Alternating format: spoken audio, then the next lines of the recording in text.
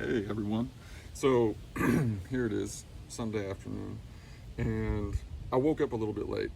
I kind of wasted some time in the house, cleaned the bathroom, did some other things. This is the first time I've gotten out. And one of the benefits of getting out early in the morning, not late in the morning like I'm doing now, is that the optic nerve crosses and then it goes into the visual cortex. Just below that cross point is is the kind of the brainstem and some of the other glands that control the production of certain hormones.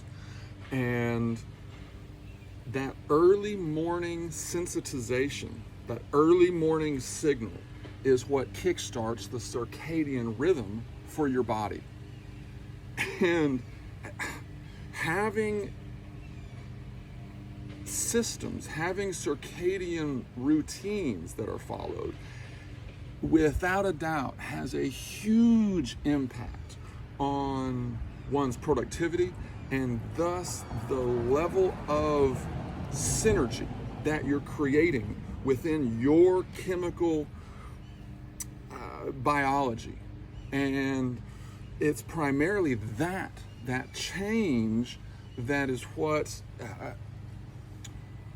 enables you to be a little bit more relaxed, a little bit stronger, a little bit more efficient at healing, a little bit more efficient at building muscle, a little bit more efficient at losing weight, a little bit more efficient with regards to pumping blood throughout your system, with regards to the evacuation of toxins and the results of autophagy, which is the breakdown of old cells and the use of the lymphatic system and the digestive system to extract whatever energy there is and to expend the least amount of energy discarding that. Because the body doesn't need it. The body needs to renew. So you see right now, I'm on this faded, white, painted uThrone. And one thing about the kind of the incremental ways that these can be used, you can literally just be on all fours, have the uThrone acting as all sixes, and just do these little releases, these little balancing exercises. Especially as we're aging, this is probably one of the safest ways of having a challenge, and there's nothing that says you can't make it this. Go just a little bit off of what you normally do and then respond. The power of your neck muscles to maintain a consistent elevation cannot be ignored. You cannot neglect to understand the power of just a couple muscles. Your spine naturally wants to arrange its vertebrae so that they distribute the force of gravity as evenly as possible. It's taken millions of years of design refinements driven by environmental changes to create this type of a system. For doing what? Replicating, passing along its genetic code, and absorbing the force of gravity at the most fundamental level. That's what your breath is doing. You're delivering nutrients to your entire system because oxygen is a necessary component for the formation of adenosine triphosphate, which is that's the energy that our cells need.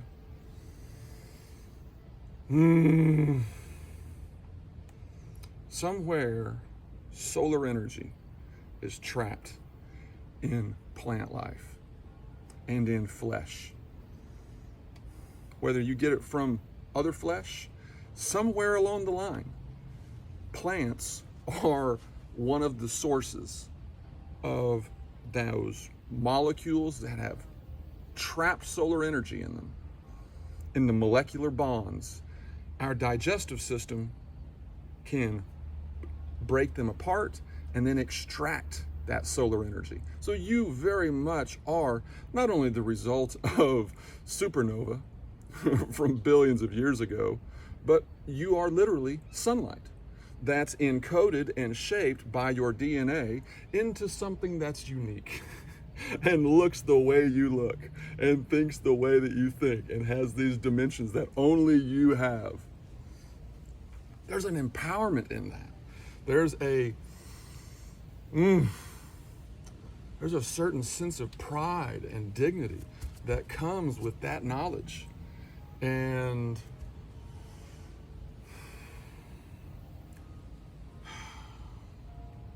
when you think about it like that, everyone can face the sun. Everyone can look up. Close your eyes and let the beams of the sun interact with your body and all of the different sectors of it.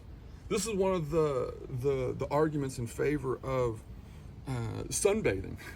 You know, you get out, and for a small amount of time, it can be synergistic. But at some point, you might need to shade certain parts of who you are. So you wear a hat. So you put a screen of covering so that you can stay out in the sun longer. It becomes a form of self-destructiveness when taken to an excess.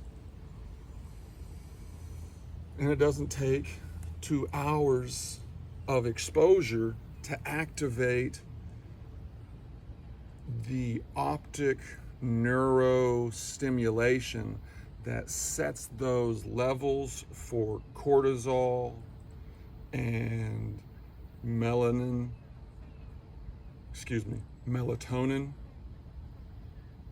and ghrelin and norepinephrine.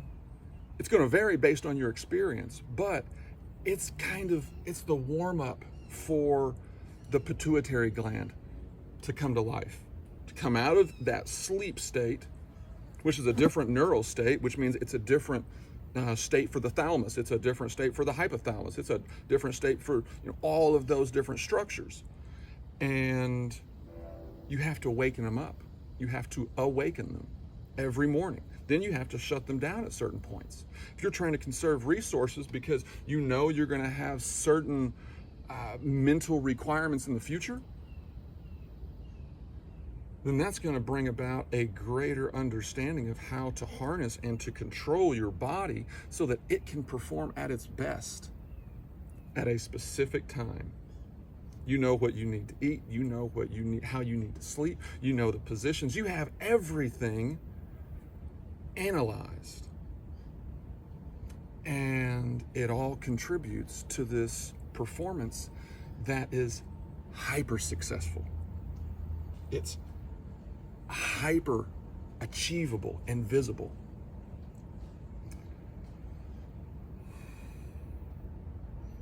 And irrefutable. And that's one of the benefits of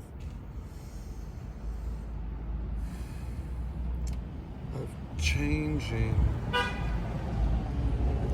the ways in which we move, consciously choreographing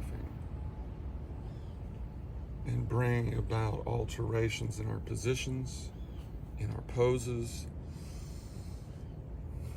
in the way that we stretch, the types of stretches.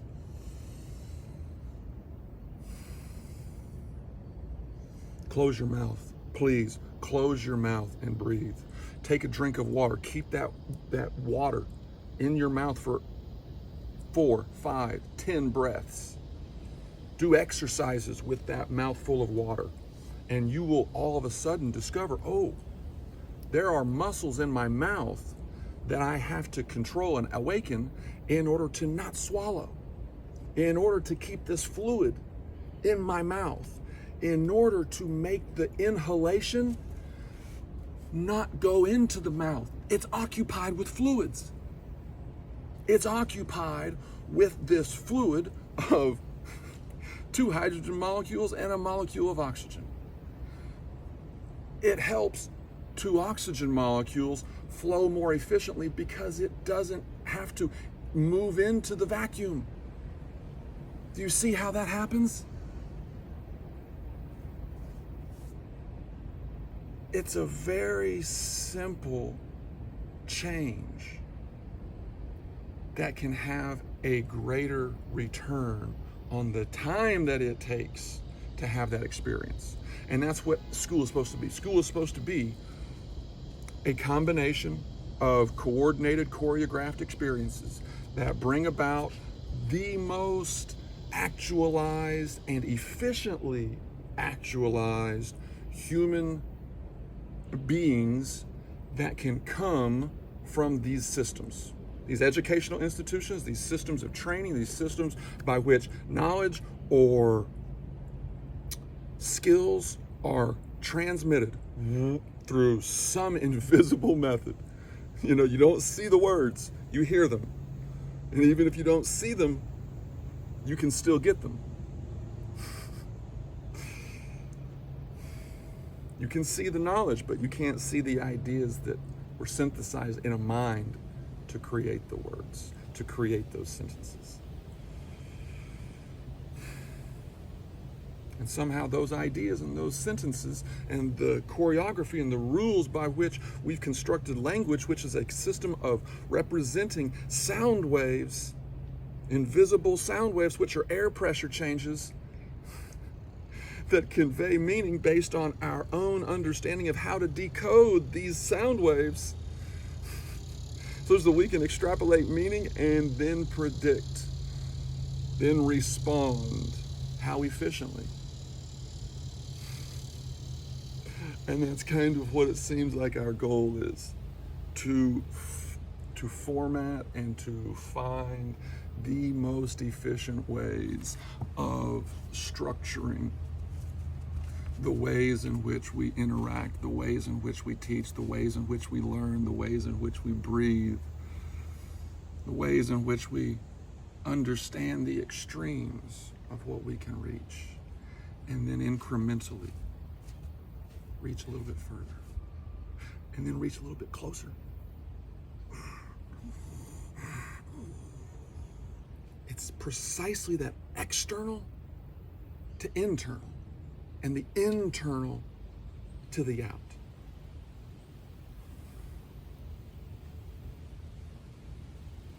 You've got to have that slight resistance, otherwise there's no change, or the change is deconstructive in nature. It's a change that does not promote a healthy development. It's one that promotes a acceleration in the development, the deconstruction.